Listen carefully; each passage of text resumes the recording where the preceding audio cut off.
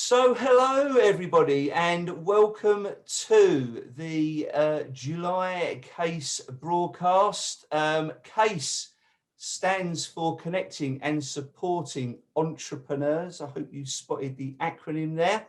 We run mastermind groups, monthly workshops and this monthly broadcast on video and audio, where we want to give you, the listener, some valuable input to help you on your journey. So it's hello from me, Patrick Twitchett. And it's a hello from him, Melvin Manning.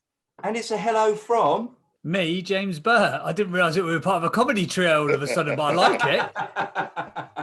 Yeah. So, yes, so this month we have a great guest who's going to come to speak for us, James Burtt. We'll introduce him in a moment. So we want you, the listeners, to listen out, listen up, and listen in.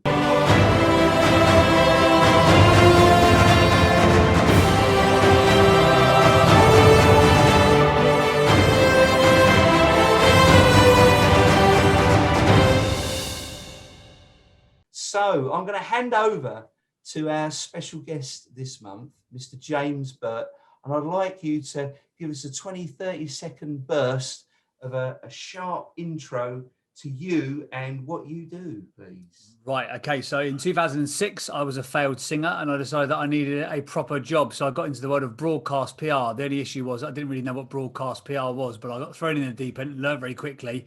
And within 18 months, I was working with the likes of BMW, Nando's, Thomas Cook, Nissan, Xbox, some of the biggest brands on the planet. And I was helping them to curate and create their communication strategies, which was very, very cool. But during my time during broadcast PR, I decided that I loved the world of it, but I wanted to be on the other side of the microphone. So I wanted to be on the broadcasting side rather than the other side of it. So I then went into the world of radio. So I was a radio presenter for a little while. And then I decided, and since then I've done everything you can imagine in broadcast branding, PR. I've been both sides of the microphone. I've been the client, I've been the agency, I've been the solo entrepreneur and everything in between. And I'm now known as the podcast king, having launched 136 successful podcasts out into the world. And that's kind of it in a nutshell. So yes, James. So was there an official crowning ceremony for your title of king, or no? So me and Her Royal Highness are looking at utilising the Jubilee together. But there's been some, with everything that's been going on with COVID restrictions, I think it'll be a Zoom based one, I think, rather than anything official at the palace. Excellent. But I don't think you actually named yourself. It was just something that was started being bandied about, wasn't it? That you are the podcast king. Yeah, that is definitely not a name I gave to myself, because when I say that, people are like, "Oh my God, who does this geezer think he is?" But yeah, actually, a couple of people who I worked alongside on I think it was LinkedIn actually, started calling me, "Oh, this guy's the podcast king." I was like, "That is horrible. Never call me that ever again in my life." And then I was like, actually, as much as it's a bit cheesy, it's actually quite a good brand positioning. So now when I go into like Clubhouse or the social media platforms, if it's sort of in a live broadcast format, I get introduced as the podcast king. Even other podcast agency owners like, "Oh, it's the podcast king." I'm like, "Well, surely you shouldn't be calling me that, frankly." But yeah, it's worked really, really well, actually. That's brilliant. So I know you've got sort of 3 points that we can sort of cover today. So if you could just summarize those to the listeners now, if that's okay.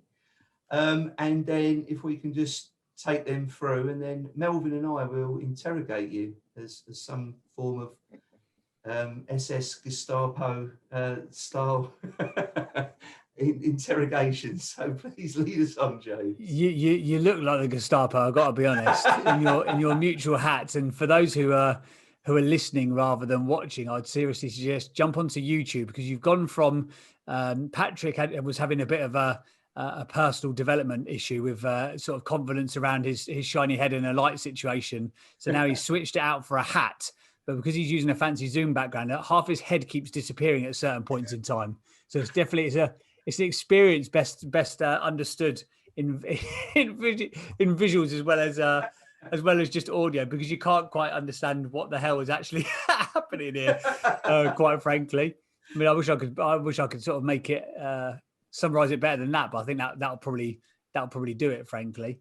Yeah. So the three points that I think are most important for people to understand is that probably I'll look at it in three ways. So branding and how to explode your brand, and then why podcasts are so powerful for that. So first point is branding.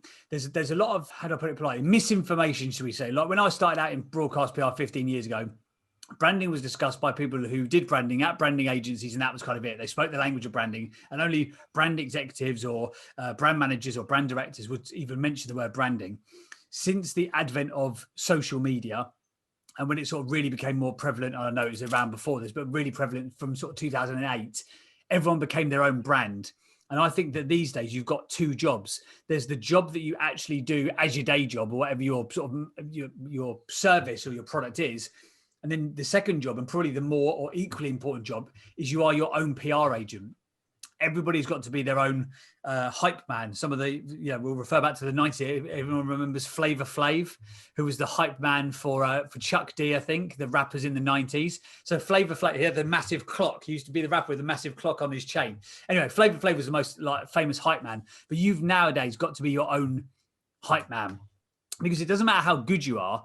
It doesn't matter how well you service your clients or how professional you are or the skill set that you've got. If nobody knows about it, it's irrelevant. And there will be people out there, there'll be people in your sector, so everyone who's listening, go, no, I don't think that's right for my sector. I guarantee it. There'll be people out there who are worse, who offer a worse service than you do, but they're better known. So you have a moral obligation to serve your clients at the highest order, to get yourself out there as much as possible. Here's the only thing that you need to know about branding. Your brand is your reputation. That's it. Your brand is your reputation. What do you want people to say about you behind your back when you're not in the room? That's your brand. When I walk through people, through this process, if I'm doing like a live stage talk, I normally flash up, like the Nike symbol or the Apple symbol or something like that. And I'll say, who knows what is a brand? And then people think of, the Nike tick. The Nike tick isn't a brand. That's a visual representation of the brand name.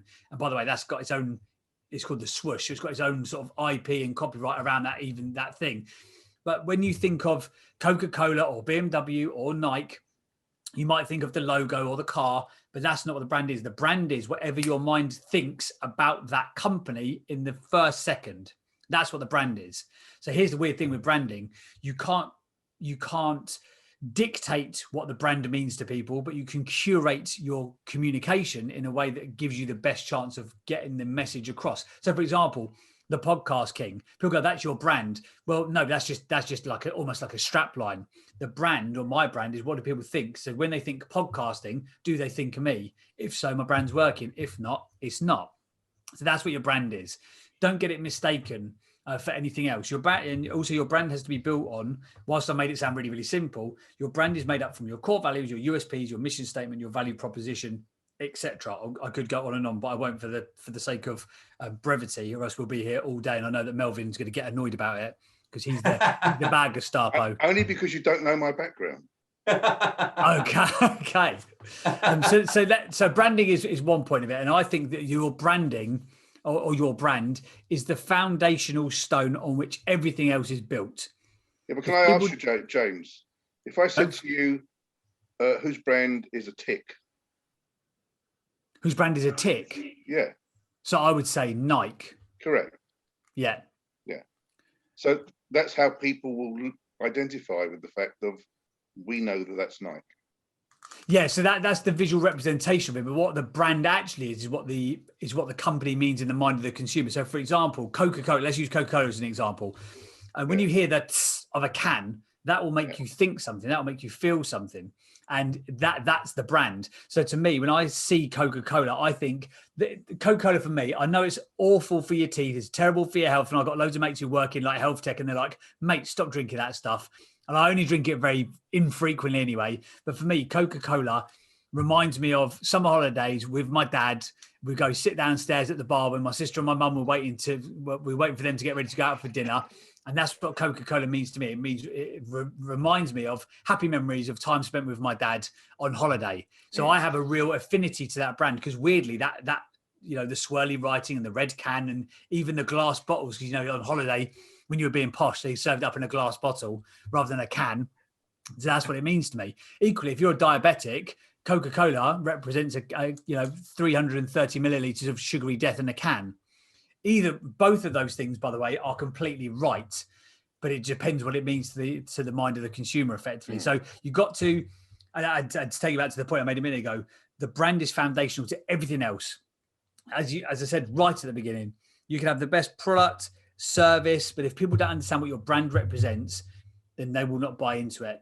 And people have to buy into you before they will buy from you. I honestly believe that at different levels, especially if you're a solopreneur or an expert within your space or your sector. I think that's even more important. The second point is how you can use audio to explode your brand. So audio, it's a bit of a weird one because podcasting is perceived as this new medium. It's actually not. It's been around since 2003. They did the first ever test file in 2003. So it's been around for, good maths, 18 years now-ish. But it's been sort of like quite popular. It's had two like big revolutions. 2012, there's a big spike in popularity. And 2018, 19, it had another spike, which we're still on at the moment. But the benefit of podcasting is it's got all the benefits of new media. So it's on demand. You can listen to what you want, when you want. You don't have to listen to adverts. You've got all of those benefits of on demand 20th century consumption of content, which we're all used to now. No, none of us sit and watch the adverts anymore, do we? We start the program 5 minutes late, watch on demand, so you can skip through the adverts during the TV programs or whatever. You just pick what you want to watch when you want on Sky or iPlayer or whatever it may be. Same thing with audio, but audio, because it's one of the oldest forms of media, is so trusted. So if you look right back, they've actually done a lot of tests and surveys. The most trusted form of media is still radio. And I think there's something linked to voice. I think because you're listening to people's voice, because it's quite an intimate experience, because it feels like it's done one-to-one. If you ever listen to like a radio show like Zoe Ball on Radio 2, she's got 10 million listeners every single day tuned in, but she will talk in the singular. So she will talk, and that's how radio presenters are trained. She will talk as if she's talking to one person. So you feel like you have this weird connection.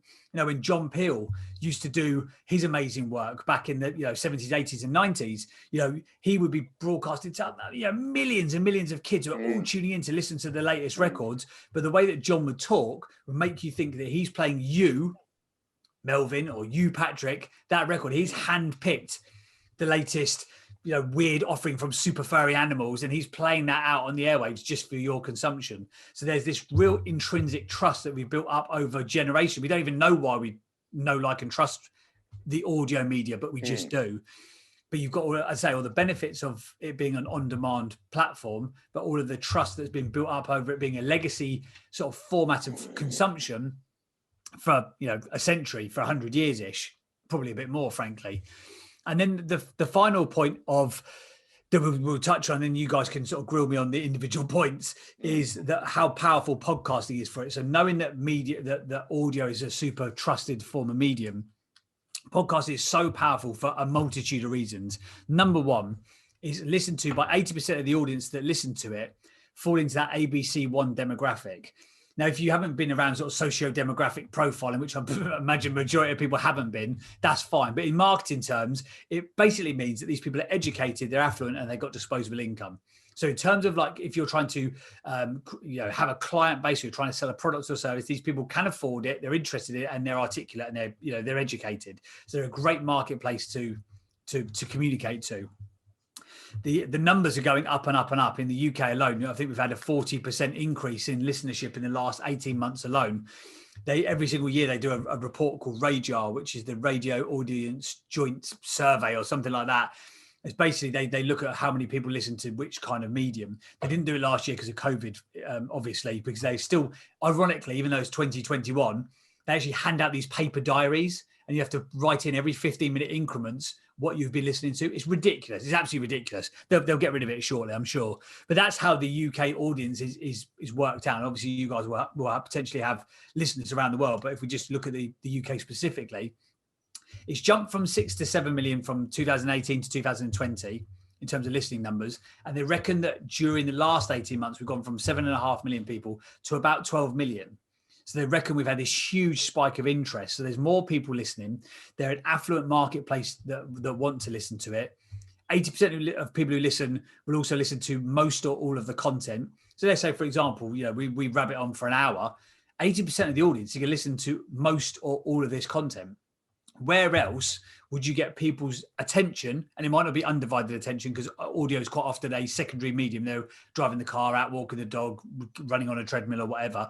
But where else would you have somebody's attention for 60 minutes? It builds know, like, and trust like nothing else. So podcasting is hugely popular. And the other thing with it is, if you get it right, I mean, it doesn't have to cost you a lot of money. To do what we're doing now, 10 years ago, somebody, at the pearly towers of the BBC or Global Radio or Bauer or one of the big media groups would have had to decree that Patrick and Melvin are suitable to go on air, and that they would have to decree that James is suitable to be a guest, and we'd have to do the broadcaster under the parameters of a broadcaster set out for us. We'd have to play certain music, we'd have to stop for certain adverts, etc. You just don't have to do it these days. If you wanted to have your own platform to put this content out 10 years ago, it would have cost you tens of thousands of pounds. The equipment would have been really expensive. The platform would have been really expensive. The audience fundamentally wouldn't have been there anyway. Nowadays, you can literally, if you want to, and I don't suggest people do this, you can record an audio file on your iPhone.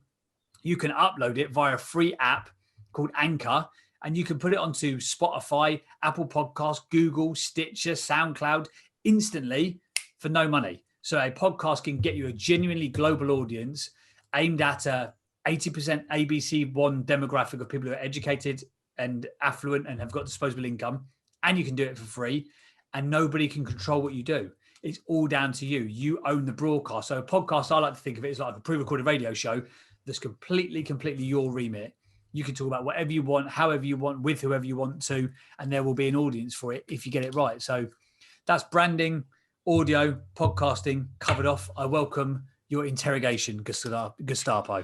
So to those joining us today, just a quick breakaway from our discussion there, just to let you know that if you wanted to know more or be a part of the Case Mastermind community, all you need to do is follow the links in the notes below to our website to find out more. And I'll see you there, in case you didn't already know. And now let's go back to the discussion. I've got a question for you. Oh God, here he goes. Buckle up, everyone. Drawing it all together, and in seriousness, because it's a subject that's very close to my heart. I don't know if Patrick told you my background, seriously, but I'm 42 years in advertising and marketing. Oh, really? Okay. Thanks for the heads up, Patrick. Appreciate that. Throwing me well under the bus here. Just under 30 years of that as a Covent Garden director of advertising agencies and advertising agency studios. Okay. So I'm old school, you're new school. All right. And I love to get the happy mix of these situations. So they were three great topics and three great breakdowns, certainly in the 21st century vernacular. What you did there is fabulous. But as the podcast king, as the guy who effectively to many people, I mean, you've got obviously quite a huge following. How do you tie it all together? Because at the end of the day, back in my day, it was all about the end line. Nice people to do business with, there was always a tagline that everybody, wasn't the logo or necessarily the identity, it was the tagline. Talk to me about that. Let's say, what's the 21st century view of that? That's a really, really good question, and I've not really considered it before. So you've caught me on the back foot, hence why I'm now filling for time while I think. And come on, brain, come on, it's so early, let's do this. I think that the 21st version of that, frankly, is that personal brand, or is that brand proposition? Because you're right, everything did have a strapline, didn't it? Nike, just do it. Yeah. What was Coca-Cola's? Do you remember? But there was always Coca-Cola, wasn't there, at one point? What else was there? There's something about refreshment. You had things like what was Coca-Cola's when you're thinking? I mean, there was hundreds of them. I mean, at Christmas time when they had the lit lorries with all the lovely bulbs around and what have you. It was not so much a tagline, but it was a tune. Yeah. I can't remember all the words, but what resonated from all of that is that regular people, people that are, outside of the advertising realm would remember, and they'd start humming the tune or they'd start singing the words. Yeah. And I go back to a lot of these experiences going back in the day, and obviously back in that day, advertising was a little bit more interesting. Whereas now they make it flowery and it's more, it has sex in it, etc., in order to try and get people's attention, because they're losing their way on ideas. Now, the point of difference obviously is where we're coming from, and in my consultancy business where I come from, and it's a subject that can, and as you say, it can go on for many hours. It was all about who and how are they going to remember you when the door closes, when the lid of the laptop comes down, when the TV's off. So you're going to walk to the cupboard and do what? You're going to open the fridge and do what? You're going to go to the pub and order what? And it all had a benefit. I mean, back in the day, Guinness was all about incredible situations. Horses leaping out of oceans, etc. I remember that. That was amazing. Yeah, and it was all phenomenally very expensive advertising, but you remembered it. I've remembered it because I've just brought the subject up. I was involved personally on a number of teams that developed old logos back in the day, and the science that went into it was huge. But how's your science? Talk to me about the James Burtt science, because you've clearly done a great deal of stuff. And I think that the listeners, the viewers, whoever comes in and listens to this, the experience of this particular podcast, I think, is going to be immense. Yeah, do you know what, for me, it's getting the fundamentals of your brand nailed down. I mentioned it earlier, sort of skirted over it, but because of working with like Nando's and Thomas Cook and Nissan, for example, I treat my personal brand and the personal brands that I work on for clients like a product launch. And I remember it was with Nando's. So I was part of the team that brought in their table sauces into retail for the first time in about 2007, 2008. So this is quite a few years ago. Yeah. So prior to that, if you wanted to have a Nando's sauce, you had to go to a Nando's restaurant. It was that simple. But I was part of the team that brought them into retail, and they were going to do an exclusive deal. I think it was with Sainsbury's for the first couple of months. And I remember sitting in on this meeting before. And bearing in mind, I've been in broadcast PR for a grand total of about 18 months by this point. Thought that I knew it all, but turns out read 3 marketing books and thought I was Jack the Lad. So I'm sitting there in this meeting with this infinite knowledge of which I had about 1% of the knowledge of the accumulated mastermind of geniuses around this table. And I'll never forget it. This branding agency came in, and they'd been paid tens of thousands of pounds to create this avatar. And I'm sitting there in this meeting, and they're sort of going, well, we're going to come to James, the broadcast side of things in a minute, but we're just going to hear from this agency that they've been working on this avatar, blah, blah, blah. And they've made up this person. They've been paid about 30 grand, I think it was, to make up a person. And they're like, okay, so our ideal consumer is Julie. She's 34. She shops in Sainsbury's, but she aspires to shop in Waitrose. She buys Taste the Difference on certain items, the high value items like cheeses, etc. But then she'll buy, the standard or the shop own brand stuff for other items to sort of balance the books, blah, blah. She's got 2 children. They're at state school. And I'm like, what a load of nonsense. What an absolute load of drivel. And once I sort of put my ego in my back pocket and pulled my head out my bum, I was like, actually, smart ass, if you listen here, you could probably learn something. Because what I realized that by creating this fake Julie, that they had taken this huge marketplace, which was, like 50% of the population is female. And then let's say that they would go for this broad target market. Let's say it's millions and millions of people. But what they had done by creating a Julie was they knew their exact one customer. So then they could look at every single marketing, every single post they put out. I mean, it was that long ago that it was like a digital, they were called new media agencies at this point in time. So they would have someone doing SEO, you'd have someone doing banners. Social media didn't even have adverts on it at this point. It was just like, they called it new media. So all these agencies doing different points. But when you've got your version of a Julie, when you've got your avatar and you've nailed it down, you can make sure that every single message that you put out resonates with that one person. And when you think of selling to one person, you think about it very differently than when you think of it selling to a collective of people. So obviously, for bigger brands, they have to have a slightly different way of operating. But, the majority of people who'll be listening to this will be small business owners, SMEs, solopreneurs, sole traders, for example. So this is really important for those guys, that you have to have your own version of Julie. You have to know who your avatar is. And then I really do believe, going back to your point, Melvin, because I'm not trying to skirt it and I'm not still playing for time. But I really think that your personal brand almost message is now the 2021 version of a tagline or a strapline. You know, which was the IBM theme back in the day. I think the version of that now is that every time that I say I'm the podcast king, that's that version. You know, I came on today and Patrick introduced me as the podcast king. You know, you're looking at my profile and going, you know, you've obviously done a lot of stuff. How do you know that? Because I've told you. Because I keep telling you, I've got a real simple, consistent, and this is not because I'm bragging or showing off. It's not bragging, it's branding. Because if I don't tell you, no one's going to take the time and effort to go, oh, who's this guy? What's he done? No one cares. Everyone's busy. So you have to tell them very, very quickly and concisely. So with my podcast, for example, Building the Brand, it's all about how exciting brands and businesses get built. Yeah. It's the information, the education, the inspiration and aspirations behind exciting brands and businesses. How these CMOs, CTOs, CFOs have built these amazing brands and businesses and what a difference they're making in the world. I say that at the beginning of every single episode. And if you listen to them back to back, you're probably like, Jesus Christ, mate, you're flogging a dead horse here. I get it. I get what you're doing. But the reason for that is that I'm making sure that you're absorbing the information I want to give you every time. So it's a great question because I think, you know, back in the day when, you know, definitely when you were sort of in the advertising heydays in Covent Garden, you know, it was, you know, who had the biggest budget won.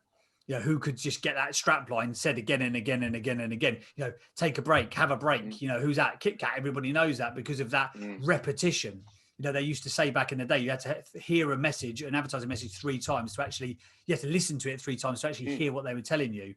And nowadays, I reckon you probably have to listen to it 30 times rather than 3. Well, that's right. That's right. But media. It also begs the question, what's the importance of a good and properly designed logo?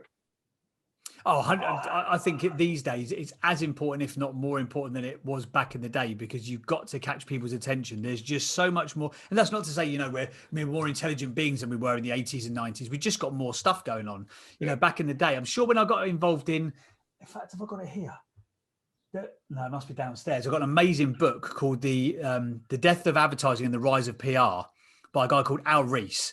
And his daughter co-wrote it. It's a book from like the 90s, but the principles behind editorial coverage still stand to this day. And I read it regularly because it reminds me of the fundamental basics that you need to have, you know, within editorial content. But I'm sure that was written in the 90s, and they were saying you get bombarded with, you know, 3,000 to 6,000 advertising messages a day. I bet that's 10 times that these days, because realistically, you know, this isn't an advertising message, but this podcast is building our brands. You know, you're sat in front of a Case logo. You guys are wearing hats. You're having a point of difference. There's a USP. You bring people on. You have the word of the month. You have the 3 questions. You have the 3 subjects you want people to go into. Then you deep dive into it. You've got a USP. So realistically, and this goes back to the point we talked about with the power of podcasting earlier. Yeah. No one's going to sit and listen to a 60-minute advert for the Case Mastermind. Yeah. But they'll sit and listen to a 60-minute podcast. They're like, God, these guys know what they're doing. I should get involved in that. I know that they're trying to connect and support entrepreneurs, you know, because of the logo, because of the reputation that you've got. So I think it's super important. The logo these days has to catch attention. I call it, when I work with brands, I look at their socials. I'm like, right, what's scroll stopping here? What scroll stopping content have you got? Because in a world of news feeds, we could just keep scrolling and scrolling and scrolling. You've got to be able to grab attention really quick. Yeah. You know, that's why you'll see, you know, marketing messages like, you know, they've stopped doing it now, but when the sort of the little B-roll videos started to be really popular 2 or 3 years ago, it was always someone like shouting or knocking on the camera, or like shouting or going, stop, I've got something I've got to tell you. Or the caption would look like it was an emergency, because you just got to grab people's attention. Anything that does that is really important. But again, it goes back to the logo, the branding, the colors, the websites, the fonts, the socials. It's all got to be based off people's brand. And that's not because I come from a brand background, but I genuinely, you know, I've worked in branding and PR and a bit of marketing and sponsorship and promotion. And I think that the foundational footing stones of all of it is that brand. Well, that's a great moment to segue into a question that I'd love you to answer for me. And forgive me for taking this interview over, Patrick, but for me, as the king of podcasting, in your opinion, taking all of the items and all of the subject matter into question, what makes a perfect podcast for those that are starting off on their journey? How, you know, how long should it be? What should it contain? Should it be the DJ singularity point of view and talking one-on-one, or are we talking to the masses? And what makes, if you were coaching me today in, Mel, this is the perfect podcast for you at Case Mastermind, how would you treat me? So the first question I always ask people is, what kind of content do you want to make and who you're making it for? Again, it goes back to the sort of, you'll know this, Mel, more than most listening to it. The foundational points of marketing have to apply to whatever sort of product or service that you're launching. And as I mentioned before, because of the experience I've got with working with these big brands, I treat people's podcasts like, with the same importance that I did sitting in that meeting 14 years ago, listening to Julian Hernando sources. I really do. And I take it, some of my clients think I take it too serious, but I don't care because it gets results. But I would be looking at, right, who is your message, market, media? That's the way around you need to look at it. Message, market, media. What's the message that you want to portray? What's the marketplace you're trying to resonate with? Then what's the media going to be? So obviously, let's say you've already committed to a podcast. So like a media, we've ticked that box off. But what's the message that you want to communicate? What form of education, information, or entertainment are you going to give to those people? And why? What journey do you want to take them on? What do you ultimately want them to do? I get this question all the time. What makes a successful podcast? Well, a success, much like beauty, is in the eye of the beholder. I personally would rather have 100 listeners who might convert and become a client than have 100,000 listeners who will never buy anything from me. So it depends on what your KPI, your key performance indicator of success ultimately is. Sure. Don't get me wrong. It's always nice, when you get those days where you get like somebody somewhere shares it out and you get a spike of, I remember the first time I got put onto this platform in India called Ghana, and I started getting between 200 and 600 downloads a day just in India. And I was like, oh my God, this is amazing. But again, what is it? They're never going to, taking it back to my own sort of, not getting high on my own supply. They're never going to buy from you. Never going to buy from me, realistically. Yeah. They're never going to become my customer or my client. So I got myself all hyped and I'm like, well, actually, what's the point of it? Now, again, don't get me wrong. It's useful to have, the more listeners you have, you could go to, there's more opportunities. You can look at sponsorships. You can look at all these other things. But fundamentally, who are you making this podcast for and why? And going back to Julian Hernando's sources, if there was one exact person that you want to communicate to, who is that person and what do you want them to understand from your information? In terms of what makes a perfect podcast, again, it completely depends on the outcome that you're trying to create. Solo podcasts are amazing for, being the thought leader in your space, having that authoritative voice, being considered to be a genuine expert within the space. Because everyone's got a podcast. They haven't. There's 2 million podcasts registered, but only I think a quarter of those have been active, and that's active in the last, I think they cast it 60 days. So let's say there's 500,000 podcasts that are actually active out there at the moment. Still 7 billion people versus 500,000 podcasts. It's still a tiny, tiny number in comparison, especially when you look at like Facebook pages. There's about 48 million of them. I think there's 1 billion YouTube channels because they're obviously linking through to your Gmail account and stuff like that. So in terms of podcasting, is still like very small and niche. And because of that, you are seen to be an expert, a genuine expert, because it's a little bit more difficult than just flipping your camera and doing a selfie mode video. That's why I think it is. In terms of how long should it be? Sounds facetious, but as long as it's interesting.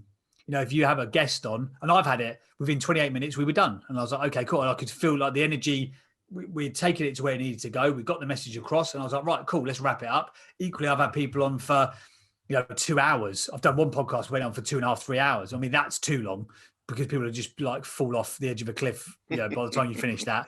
But really, Joe Rogan does 4.5 hours and, we get Elon Musk on smoking drugs and losing $1 billion worth of value on Tesla stock, but then there's podcasts that are out every single week that are a minute long. So again, it should be, what's the outcome of that podcast? But there are some sort of, some in between advice, 30 to 45 minutes ish is a really good length of time. The length of time that people would be on a commute for, or out walking the dog, or on a treadmill, something like that works quite nicely. Tactical and tangible advice always goes down really, really well.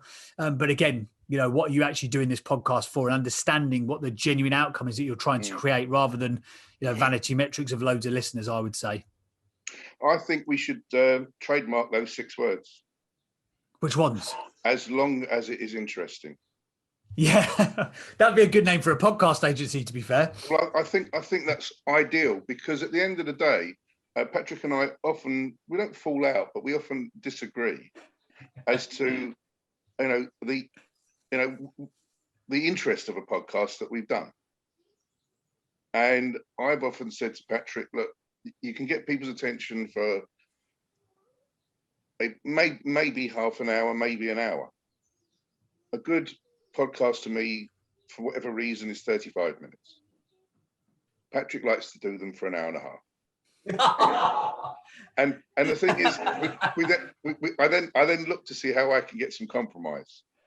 and I'd like to make the podcast, and I'd like your view on this, James. I'd like to make it interesting. I'd like to top and tail it with some decent music. I'd like to intersperse odd build up of, let's say, some music in sections dependent on points through a podcast. I don't like it always to be speak. I like to break it up, make it interesting for people. Words across the screen that resonate, like those 6 words, for argument's sake. Mm-hmm. So, how do you feel about how a podcast should look and feel or sound like? Because obviously, some people listen to them in the car. Well, obviously, I can't take sides here because it's like picking a favourite child, and I can either choose whether black hat or white hat is my favourite. But again, it depends on what's the outcome that you guys are trying to drive. Like you say, you're absolutely right, Mel. There's a lot of podcasts which are 60 to 90-minute long form interviews, and it's just chat. And if you're interested in that subject, you'll listen to it till the cows come home. There's an amazing podcast out at the moment called Build with Rob, which is a guy called Rob Deerdeck, who's an investor over in America. He's a former pro skater who's now amassed like $450 million worth of exits from companies. He's got an amazing methodology of investing. And I could literally listen to that guy all day long.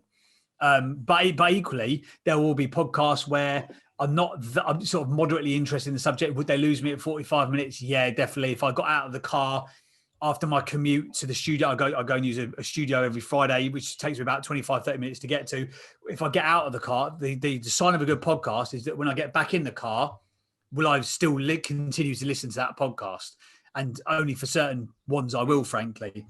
But again, it depends on, with that kind of stuff, words over the bottom of the screen, that would be really cool for people listening. Again, it gives it a point of difference. It makes it stand out. It depends on, have you got the time to do that? Do you want to do production? How much time do you want to spend in the post-production process? Intro and outro music, I think, is super important because, again, much like it's scroll stopping on social media feeds, you've got to grab people's attention. There's only a few ways that they will find you. It'll be the artwork of your podcast episode, or they might find you in like one of the charts, and they might find you in one of these organic categories like a top business show or a top entrepreneurship show, whatever it may be. And obviously within our agency, we set up our clients in all of the different ways possible and all the little hacks to try and make them rank in those different categories so you can organically get the audience to find you. But presuming that they do find you, are you going to keep their attention? Are you going to be able to stand out? But again, I don't want to keep saying the same thing again and again, but it just depends on what you're actually doing the podcast for. If you can get your point across in 30 minutes, if you think that the marketplace for Case is people who are busy entrepreneurs who are on the way to the office, they've got 30 minutes, then make the show accordingly, maybe cut them into 2 parts. Even for an interview like this, you could put out 2 parts of it on the same day. So let's say you launch it, because I think you guys do it monthly as well, don't you? So you could you could split it into 2 podcasts. You could put it out, maybe you could up it to trying to record two a month. And if you cut them in half, then you've got weekly content, which is actually a much better tactic than having it on a monthly basis. Don't end up like giving you guys a coaching session on this, but monthly is really hard to. That's the whole idea of this podcast. We're not only trying to educate those who are, let's say, graceful enough to listen to this or watch this. We're looking to learn too, because we're all sponges at the end of the day. It doesn't matter how old we are. We're all learning. I mean, I've got this big thing where occasionally I like to talk about Sun Tzu, The Art of War in Business. Now, whether you've read the book Sun Tzu, The Art of War, doesn't whether you have or not is irrelevant. However, 1,000 years or so ago, this book or this project or product was written and has now been interpreted into a business module.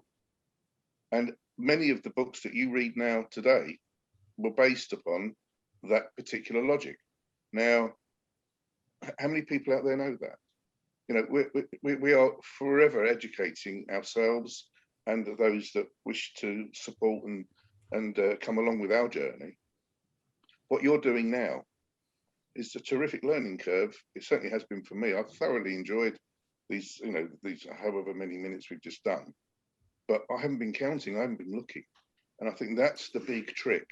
That's exactly it. That is a sign of a good podcast. When you lose track of time and you go, bloody hell, that was an hour and 10 minutes. That I can't believe if the time flew by for the person speaking and the person listening, or the interviewer and interviewee, that's a sign of a good podcast. Absolutely, and that's not always the case. No, it's not. But Patrick, what a great idea to break up the podcast into 1, 2, 3, or however many sections. That will show, number one, loyalty of listener and viewer.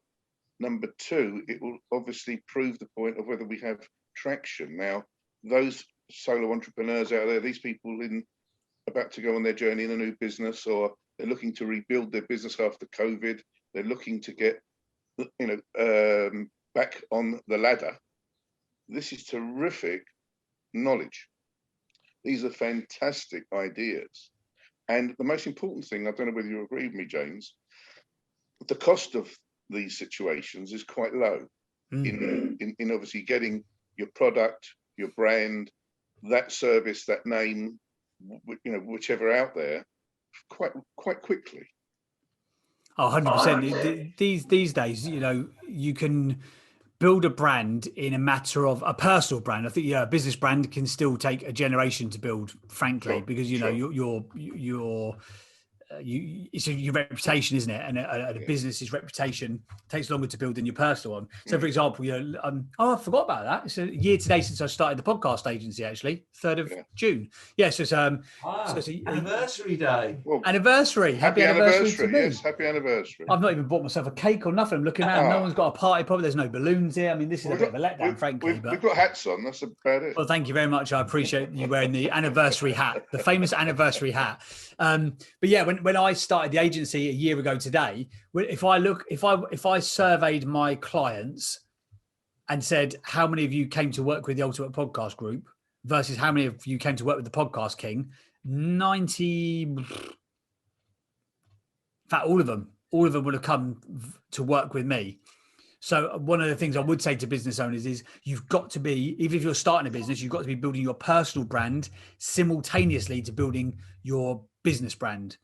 Now, I realize what we said at the beginning, you've got like 2 jobs, the job that you actually do, and now the sort of the constant self-promotion of what you do, because you need to in the social media world. And I realize that now people have been like, oh my God, you give me, 100% extra tasks to do. And now I've just lumped on another, bit of branding for you to do. But it absolutely is imperative to moving forwards, because it is that important these days. And to your point, there will be people that will resonate with, in your business, for example, there'll be people that resonate with Case. There'll be people that resonate with Patrick. There'll be people that resonate with Melvin. Yeah. And actually, you want to be ticking all of those boxes, but Melvin's values have to line up with Casey's values. Patrick's values also have to line up with Casey's values, and Casey's values have to line up with both of you guys. So the podcast agency, for me, we are Europe's leading experts in launching successful podcasts for a reason. The reason is the IP behind it, but the way that we communicate that message, the way that we make it simple and effective for our clients, that's the part that people will buy into. But if you look at my social media, for example, I've got thousands of people who follow me on Instagram personally, and I've got, I think, 300 that follow the agency, because people don't care about businesses as much as they care about people. So if you're looking at this and go, right, well, I've got to build a business brand, the bigger and faster play is to build that personal brand first. I guarantee it, because people will buy into you before they'll buy from you. And it's easier to get them to buy into a person than it is to get them to buy into a company to start with. And that's what, like Virgin. Do Virgin offer good services? Well, they've got bloody internet providing telephony services, health clubs, drinks, planes. Not all of them are going to be fantastic every single day of the week, but realistically, you've probably bought into Richard Branson's personal brand, which is why you know, like, and trust Virgin. You don't know, like, and trust, they just label that brand. They license out the right to use that brand. It's not even them providing the services in a lot of instances. It's just that they've badged it up effectively, but you'll buy into it because you will buy from Richard Branson. He's another good example. He's not got a big following either, 2.5 million people on Instagram, versus Virgin Group, which has got about 800,000 people.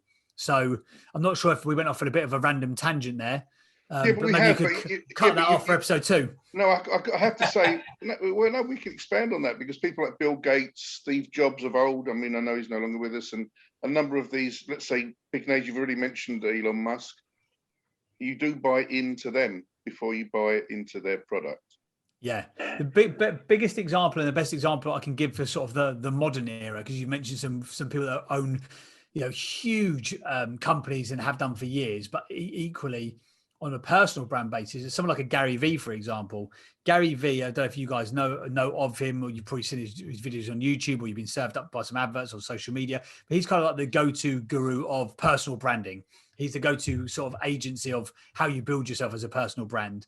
And he's got an agency now. I think they're based in 5 cities, 950 staff. They do hundreds of millions of dollars a year in turnover. The majority of those clients went to work with Gary Vee.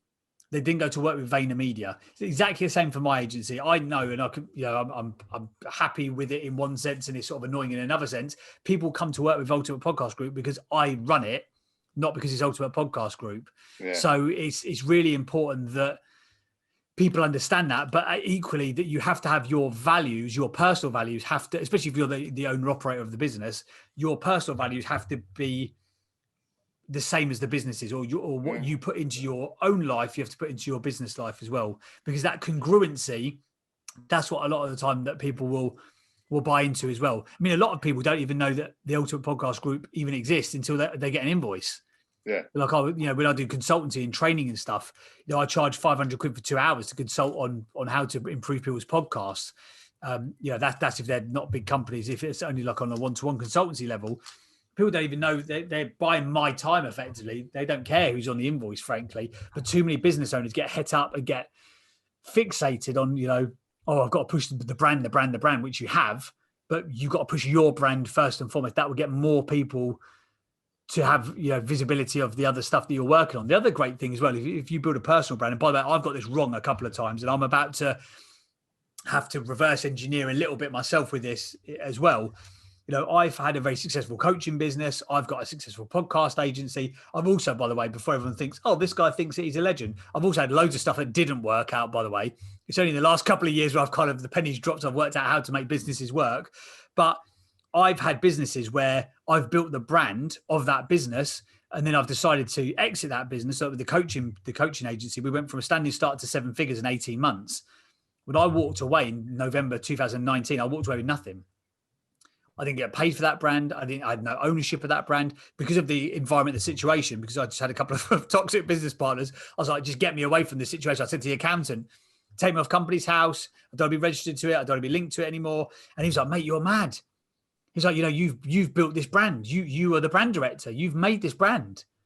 And I completely got it wrong because I was building the brand. I was focused on building the brand first and me second. But actually, I was the guy building the brand. If I had taken 10% of that awareness, attention, and turnover, year one of going out on my own, I'm doing 6 figures before I even have to get started, really, because I've already built my brand to such a high level. So that's why I'm saying, especially, and then you can transition it. So it doesn't matter now. So the podcast king thing, we talked about this earlier, and it works really nicely in the podcasting space. But now I'm doing a lot of stuff on Clubhouse, and I'm doing a lot of consultancy work for brands via Clubhouse. Now, if you go into my LinkedIn page and I'm James Burtt, the podcast king, then all of a sudden you're going, well, hang on a second, but we're talking about Clubhouse. And yes, Clubhouse is audio, but it's not the same thing. It's a social media platform. It's more of a marketing agency offering. So now I'm going to have to reverse engineer it a little bit and start putting out more James Burtt branding and, go from podcast king to audio entrepreneur, something like that, which is more generically fitting. Now, people listening might go, well, it's not going to make that much of a difference, is it? But I think it will. No, we're in talks with some of the biggest agency. There's 6 major agency groups on the planet for marketing. Omnicom and Dentsu and those sorts of that level of agencies. And we're in talks with a couple of them. But again, if any of those CEOs of those agencies go and look at my profile, it's all podcast related. Podcast, yeah. Podcast king. You pigeonholed yourself. Yeah. And you've restricted your marketplace. 100%. Which, by the way, to start with, I think that niching down into a marketplace is no bad thing. But you just have to be mindful. There's always a yin and yang to every situation. There's a benefit and a negative to each of those things. So I would say, build your personal brand. I know we've sort of gone in like a gigantic circle, or done a bit of a rabbit hole here, but I think it's really important. I think it's important that someone who's got it right comes on and says it on a podcast, and also someone who's willing to say that I've got it wrong, and I'm probably still getting it wrong, because like I say, when I get introduced as the podcast king, is that now the message that I want to create? I'm lucky that, in terms of like a branding side of things, like the graphics and the visual representation of it, my wife's a graphic designer and builds websites out and all that kind of stuff. So I can relatively quickly and cheaply and effectively build out a new brand look and feel. But again, the brand is in the mind of the consumer. So as long as you think that James Burtt's the podcast king, then you're not thinking he's the audio entrepreneur. So it might come back to bite me in the bum. All right. So what are you the master of? Well, I would say podcasting, but then it seems like I've gone back on my word there, doesn't it? For the last, well, I would have said grilling people on podcast interviews, but I think Mel, you might have taken that crown. Well, I ain't got a word in yet. I know, bloody. It's lucky that Patrick was just here to just set it up and look lovely in his fancy hat. Well, other than that, this is top and tailing. We're top and tailing. Patrick is the top and tail king. No, but listen. Let me give you a name that may resonate more for Patrick and I, but I don't know for who. But if you become Arthur Daly, right? All right, we're basically you're kind of master of some things, but basically master of nothing, because you've got your fingers in obviously a million and one pies, and you're wheeling and you're dealing, and you're going to through all different tangents and what have you. In your opinion, in the new entrepreneurial world that many of us are going to start walking into, no matter how old we are, blinkers on, blinkers slightly open, or are we wide open? I think blinkers on to start with, but with a view that you might want to transition to something more broad and wider further down the line. It's easier to get famous to a few than famous to many. And I think if you can build a really successful six-figure business with, less than 100 clients or less than 1,000 fans. I know there's a famous article by a guy called Neil Gaiman, who wrote an article called 1,000 True Fans. And I wholeheartedly believe that, because I've done it. I did six figures in the first couple of months of that coaching business, and we didn't have a lot of attention on us. We just had the right attention. So I say go into it with your blinkers on.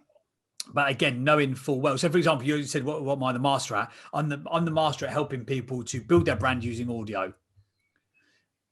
2 or 3 weeks ago, if you'd have asked me that question, I would have said, "I'm the master of helping people build their brand via podcasts."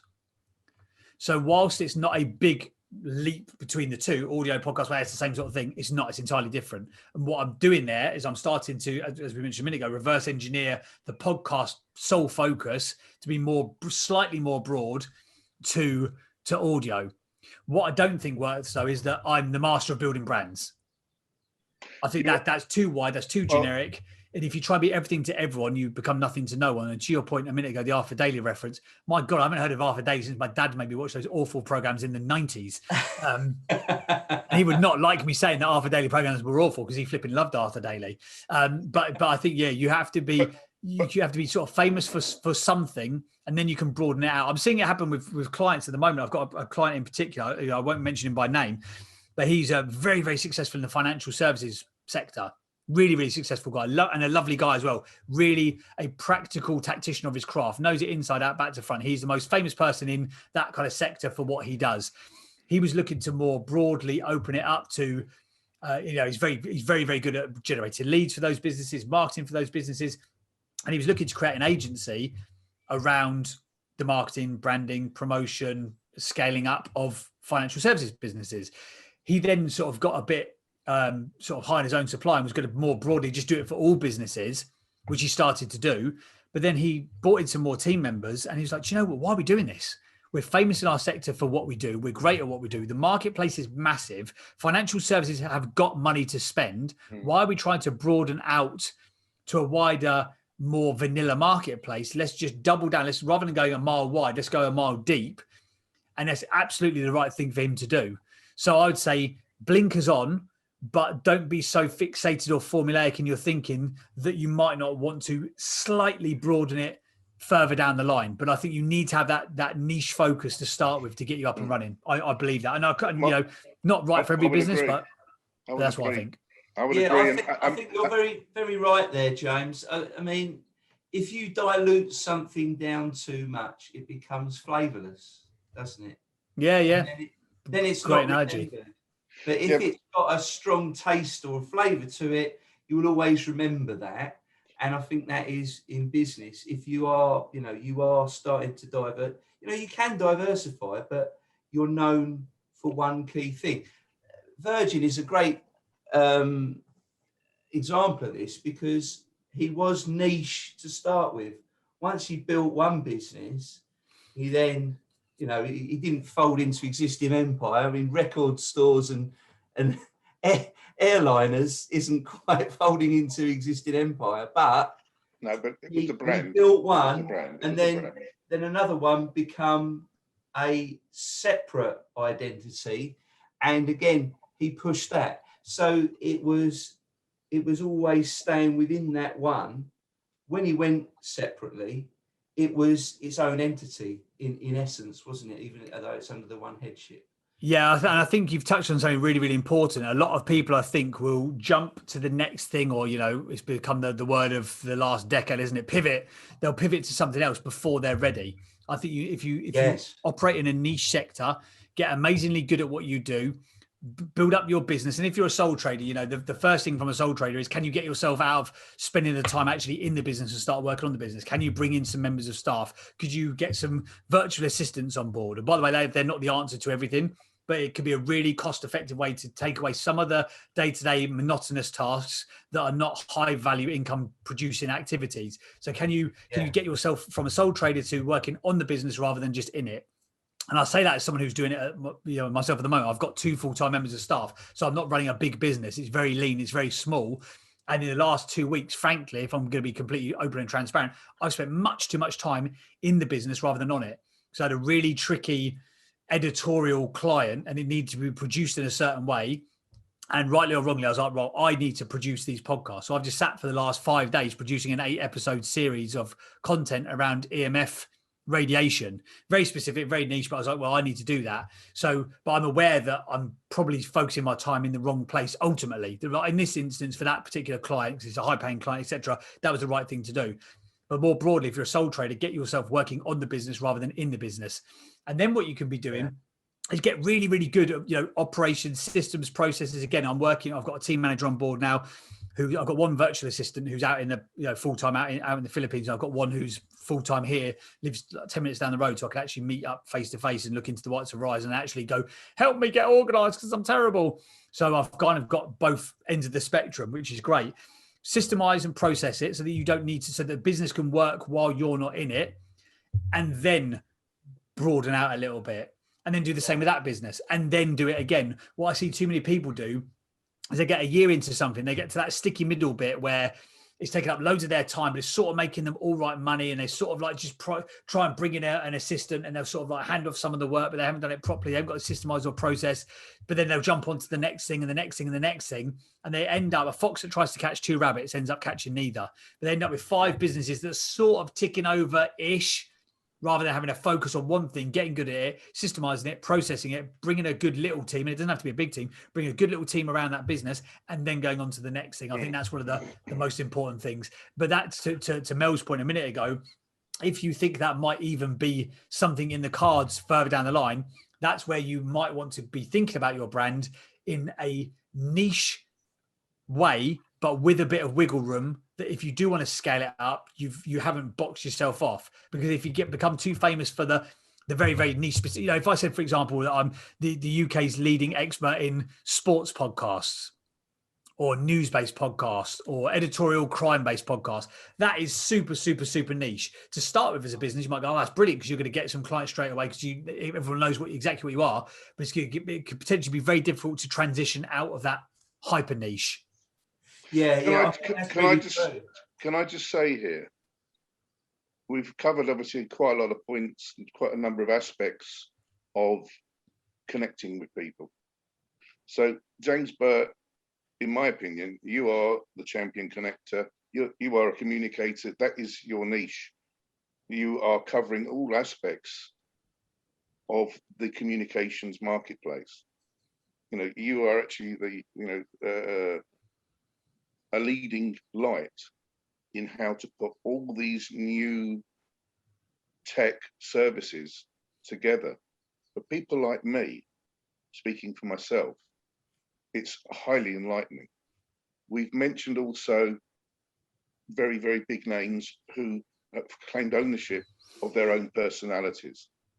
It's only, from my opinion, kind of summing up here to some extent, it's owning the landscape that you wish to be seen in and trying to put some kind of parameter around that landscape so you don't overly exceed it. I mean, I've got a very big thing myself personally where there's another, I mean, we're all referring to books and various sciences and what have you, but there's the red and the blue ocean. Now, I have done my own, how can I put it, podcast with reference to that. And it's all about whether you want to be in the mix with all of the masses fighting for the $1, for the £1, or do you want to be in the blue ocean where you're like Cirque du Soleil, Virgin, and various other companies, etc., that have that or create that point of difference to give you niche market, but 7, 8, 9-figure sums of turnover.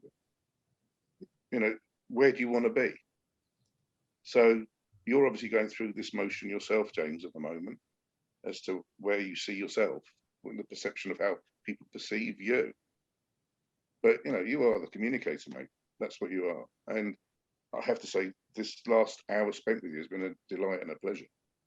Oh, thank you very much. I appreciate that. And if you now see my LinkedIn profile change to the communication king, then you can credit yourself, Mel, for coming up with that strap line. He's still got it, isn't he? He's still got it for a tagline. Well, what about you, Patrick? Yeah, look, I think the podcast is very much a relational tool, and from my experience, I listen to a lot of podcasts, James. I've listened to probably every episode that you've ever released. Okay, so I feel that I know you. Now you'd sit there and you go, right, this Patrick bloke, I spoke to him 2 or 3 times, and you know, okay, but you don't really know me. But I know you because you've been, and I like the way you do your podcast. I can't keep up. You are at 78 RPM when you speak. I'm more at 33 RPM myself. So, you know, most people turn up these podcasts and do 1.5 speed. I can sort of turn you down to half speed just to keep pace. But on a serious note, you're very transparent. You know, the other day, your little boy was there and you were saying, oh, I think he's just done a poo. It's got the first live poo on a podcast. and then your wife walks in, then she'll start engaging, then you'll have a bit of banter. You get to know the person. And I may have mentioned this before, but this is something that happened to a friend of mine. He's a Gooner, he's an Arsenal supporter. And none of us are perfect, Patrick. No, none of us perfect. And they can't help it. He's off now, he's off. So Alan Davis is who we know, he's on QI, he's on a lot of TV, Alan Davis. Yeah. And he's also an Arsenal supporter. Now, a friend of mine, he sees him nearly every game, or when they used to go to games, and he would see him every week. He'd see him on the telly, and of course, he's getting to know him on the telly. He's getting to know his personality. And he said, I just walked past him one week, and I went, oh, all right, Alan. And he said, he looked at me like, who the hell are you? But he said, I knew him. And I know we had Dan Knowlton on the podcast recently, and him and Lloyd, they get the same thing. They go, oh, hello, Lloyd, you're Dan's brother, aren't you? Blah, blah, blah. They don't know who they are, but it's getting out there. People feel like they know you. I mean, forgive me, but that's connecting. It is, but it's connecting on a really personal level. And that's where, James, that people are coming to work with James Burtt because, you know, I've been listening to this guy on a podcast. He's a really nice guy. I could work with this guy, you know, and that's where it's touching on that personal level. And I think it's really effective. One of the things I think sometimes people misunderstand as well, because you can accelerate the process. You can accelerate the process of building a brand these days because of the tools that we've now got: Facebook, social media, Clubhouse, podcasting, etc. You can accelerate it, but you can't shortcut it. And that sounds like a weird thing to say, but I genuinely believe that you can accelerate it, but you can't shortcut it. If you try and skip some of the stage of building a brand, then people will not resonate with you. But ultimately, the thing that I think a lot of people misunderstand these days, I got trained in like old school sales. You know, back when I first came out of, I was a double glazing salesman at one point, only for like a few weeks. Forgive me for my sins. But oh my God, that takes me back. But they taught us like old school selling tactics, and know, like, and trust is how you get people to transact with you. And I've said it a couple of times in this podcast already. And again, people sometimes I think will get bored of listening to what I say because I just repeat myself because I believe so wholeheartedly in it. People will have to buy into you before they'll buy from you. And that know, like, and trust process is why building your personal brand is so important. Because like you say, I've had it. I had a guy phone me a couple of weeks ago. In fact, he's still on my hot leads board from quite a big tech company. And I've actually got one of their products in the house. And I was like, oh, wow. And this guy's like, can we have a call? I was like, yeah, of course. I said, do you mind me asking, you know, where did you come across us as an agency? He's like, oh, mate, I've been listening to your podcast for years. I'm like, no. He's like, yeah, I love that. The episode about you getting lumped with a 14 grand tax bill. He was like, I thought it was hilarious. He said, we've all been there, haven't we? Anyway, I'll let you know when we're going to get started. He was already pre-sold on the service before I didn't have to do any like NLP psychology of trying to get the transaction across, because he'd already bought into, he's ready to buy from because he's already bought into. And that's the process that I think that branding, if you do it right, can really help you to accelerate. You can accelerate the process, but you can't shortcut the process. Know, like, and trust is still the way that people will buy from people or businesses. Simple as that. Absolutely. Yeah, it's been around for years, but the biggest compliment you can ever get, in my opinion, and we're kind of going off subject a little bit, is obviously you've done some terrific work. You've worked for a customer and various customers for years and whatever, and you make a cock up. You know, you've said from time to time things do go wrong. The greatest compliment you can get is that client will understand the fact of whatever the error or cock up was and stick with you, stand by you, and continue with you, thus obviously putting everything right and moving forward positively. That's the greatest compliment anybody can ever give anyone. Yeah, 100%. It's nothing to do with a business. It's nothing to do with anything other than your own personality. The fact of the know, like, and trust of you, the person, because that's what people ultimately are buying. Yeah. So look, on that point, right? There's two people that I'm thinking of. You mentioned Gary Vaynerchuk earlier, and we've also touched on Richard Branson. Now, to me, they've become slightly different because Richard Branson I would put him more as an ambassador. He's out there, he's jumping out of planes, he's nearly killing himself in some sort of hot air balloon and doing all this dangerous stuff. But when I go to Virgin, I'm not expecting to deal with Richard Branson. But Gary Vaynerchuk, on the other hand, and I know he's even mentioned this at various times, people have signed up with them, with VaynerMedia, and then obviously one of his employees who's well-trained, etc., might be quite young. I know he's got a lot of young people in the company. They're dealing with that client, and they're like, hang on, I joined here to deal with Gary. And he comes across that problem quite often because he's the expert, he's the guru, he's always talking about things. And there is that danger that as you grow a business and as your business builds, James, as our businesses grow, that there'll be a point where people can't touch you or reach you in that sense because you have a scale of clients. So how would someone deal with that particular issue as they grow to become an ambassador rather than you are going to deal with me? Yeah, great question. I think it comes down to, again, the sort of the basics of branding we talked about: core values, USPs, mission statement, value proposition. You have to get your staff and your team on board with all of that. I've got a situation to keep it, again, really transparent. I've got a disciplinary call with one of my team at 11 o'clock because they have not produced good enough quality of work. And that is not in line with the mission and the vision that we have for a business. Now, previously, old James would have been like, oh, that person's rubbish, I'm just going to bin them off. That was my mentality, a bit Neanderthal, to be frank, but that was kind of what I used to think. But now I'm looking at it going, right, that's my problem. I've not communicated the values of this agency well enough.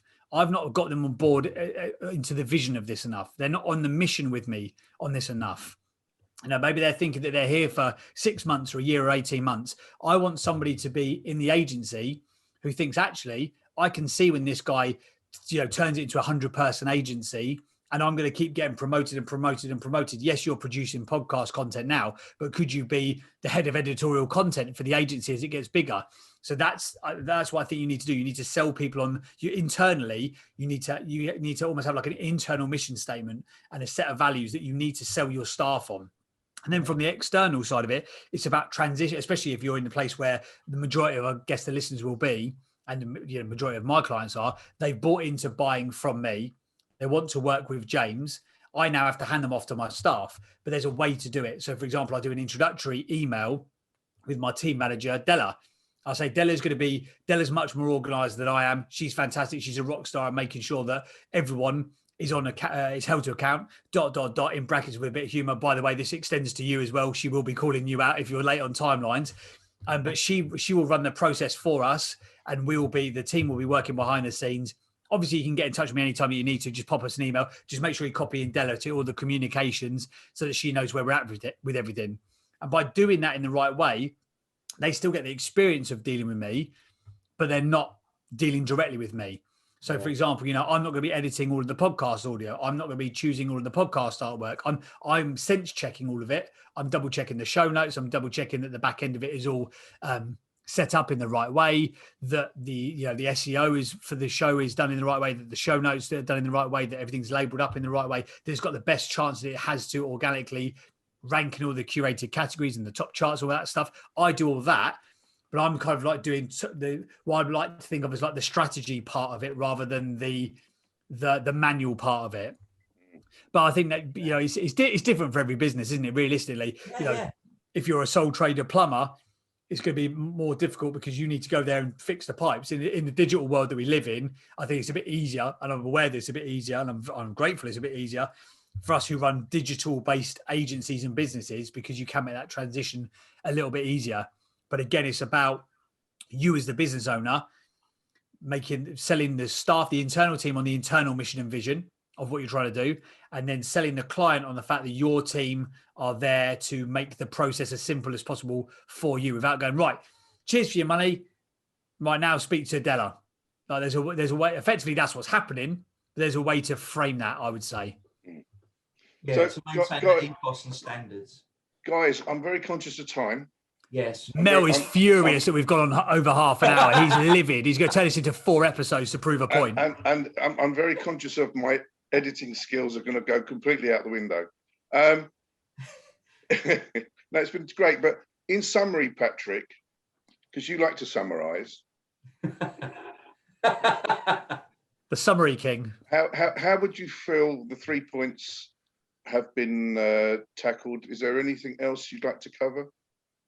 No, I think we've interwoven them really well today, and it's about getting that message across, and it's about getting known to an audience and known on a deeper level. And I think that's all come across and culminated across today, really. So I think we've touched on the summary already. And I don't know, have you got any other summarizations to summarize, Melvin? Me personally, I've kind of gave my summary earlier, but James, from your point of view, in the points that we've covered, obviously it's been quite kind of investigative of our own situations to some degree as well. We've kind of questioned a number of personal issues while we've been going through this. For the listeners that we are constantly talking to at Case Mastermind, from the 3 points that you made, do you have a summarization of kind of what you'd like to leave behind as a message on this podcast? Yeah, 100%. I would go back to the point that I made at the beginning again. Sorry to just keep repeating myself, but your brand is your reputation. Nothing more, nothing less. is the foundational stone on which everything else around your business or your personal brand is driven from and built off. So spend the time looking at core values, USPs, mission statement, value proposition, ideal target market, understand all that stuff and build out your brand proposition, which sounds very grandiose, but it's not. But spend time building out that brand proposition, because that's what people are going to ultimately buy into. Don't forget, you need to get people to buy into you before they will buy from you. And your brand is your reputation. That's the only thing about branding you need to understand. It's quicker to build a personal brand than it is to build a business brand. But you ultimately want to try and have a place where they can cross over, the two can cross over. So people can buy into you as a person and will buy from your business as a result. But I would say, before you, I got into a debate the other day on Clubhouse. I talk about, paid for versus organic marketing. And I said, with respect, and they were giving some awful advice to this guy, and he was about to drop about 20 grand a month on an agency. I said, with respect, and this was like an American room. I was like, sorry to be the miserable Brit in the room here. And there's about 300 people listening. I said, but realistically, I said, you haven't got a brand. You got a website. You haven't got a brand, you've got a logo. You haven't got a brand, you've got an Instagram page. It's as simple as that. You haven't got a reputation. I said, do not spend a single penny on organic or paid for advertising, because all you're doing is adding fuel to the wrong fire. It's as simple as that. Until you know what your brand stands for, and I can look at your page and instantly understand what it is you represent, you're wasting your time. So spend the time on building your brand. It will pay you back in the short term and the long term. Yeah, no, that's fantastic. Fantastic. Thanks ever so much today for sharing that with us, James. And what we normally do is each month we ask people for feedback, and we ask them to insert a word or phrase of the month. We ask our guests to devise that word. Now, that's something on your subject, but a word or a phrase that could sum it up, so people could insert that strategically in their comments or feedback. What do you think that word or phrase could be, James? Oh, I think given the depth of the conversation, it's got to be investigative. If you can get the word investigative into the feedback, then I think you've done a good job. If anyone out there knows how to spell investigative, they could please send that to me. That would be fantastic, because it's longer than 9 letters, I think, that one. But that would be fantastic if you can put that in your feedback or your comments. We always look out for that, and we'll give people a shout out and may win a prize. You never know. I might get half an hour being grilled by Melvin. It might be something as wonderful. What a treat. Having gone for 90 minutes of it, what a treat. Right, so everybody, we normally have our word of the month that Melvin and I bandy about. So Melvin, I understand you have a word from last month. You're also going to give us a word for next month to chew over. So what is last month's word, please? Okay, Patrick. Well, last month's word was an interesting word called viscerotonic. Viscerotonic. Have you any idea the meaning of the word viscerotonic? Well, viscerotonic. It sounds like something you drink. Actually, Do you think it's medical? Is it medical? Do you think? Yeah. So it could be to do with the cardiovascular system. It could be. And tonic, obviously, it could mean there's some kind of elixir that's banding around the back end of it somewhere. But no, could it actually be the release of the new elixir of life? Is this well, Melvin? What I'd like to do, Patrick, is release a different kind of elixir, because viscerotonic is designating a personality type in this instance, and it's characterized by somebody who is, because you know how we kind of point these things at one another. It's kind of targeted at someone that's sociable, easygoing. I mean, are you getting the picture here? Oh, yeah, quite mellow and easygoing. But the most important part of it, at the back end of this tonic part, is its comfort seeking. So viscerotonic is a typical characterized person who is sociable, easygoing, and comfort seeking. Comfort seeking, okay. Does any of that resonate? I don't know. Yeah, well, I used to have a blankie that I excuse for comfort there. So, it might come out every now and again, don't tell anyone. But as I've been given, and I hope you're not going to go into sulk land, but as I've been given this wonderful opportunity of doing the word for next time, I have a really bizarre word, more than 9 characters, Patrick. Oh dear, that's a bit worrying. Only just. And it's a terrific word called gadzookery. And that's Gadzookery. Gadzookery. Gadzookery.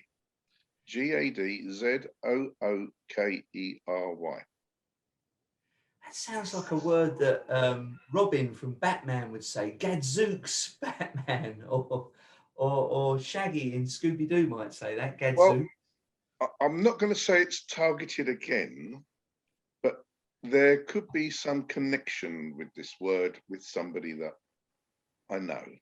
Oh, okay. Well, we of course wait with bated breath as ever. Indeed. To know what that word. So I'm going to leave you in absolute abeyance and intrigue on the word gadzookery. Okay, perhaps you could introduce the word abeyance in a few weeks' time. I'm not sure. I know what that means. I'm not sure that I want to put myself under that kind of stress, Patrick. Okay, well, thank you very much for expounding on those words. Yes, I have felt quite expounded. So we'd like to thank you again for joining us today, James. And again, we've got a workshop coming up. So this workshop will be on July the 9th, Friday, Correct. July the 9th. So if anybody wants to look out for that, Network starts at 9:45. In 9:45 a.m. Indeed. So very good. So it's without further ado, it's goodbye from me. And it's a goodbye from him, but I'd just like to say, watch this space, Mr. Vanderchuk. Watch this space, because Mr. Burtt's coming. He's really not fearing that, but I appreciate the hype up. Thank you. You have become my Flavor Flav. And it's a goodbye from our guest, James Burtt. Thank you for having me. I appreciate it. I've enjoyed this immensely. Thank you. Sorry we ran over the half an hour allotted by Melvin's strict time guidelines, but I think it was worth it. Cheers, guys, for having me. I appreciate it. Well, brilliant. Thanks for coming along, James. And if any of our guests would like to communicate with you, James, how do they get hold of you? What's the best way? They could just use the hashtag investigative on all social media. We'll hunt them down. Perfect. Thanks a lot. Thanks, everyone. Take care. Goodbye. Bye now. So, folks, thank you for joining us on our broadcast. This has been brought to you by Case Mastermind, a brainstorming mastermind group that you, the listener, can be a part of. Just follow the links in the notes attached to our website and Eventbrite pages to see what events you can join us at. If you enjoy our content, please share and review. One of the talented people who leave us a great review with that month's watchword that's given out on our monthly broadcast will be selected for a prize. If you would like to hear more, please hit the subscribe button so you can hear more from the Case Mastermind team. So remember, folks, listen out, listen up, and listen in. See you soon.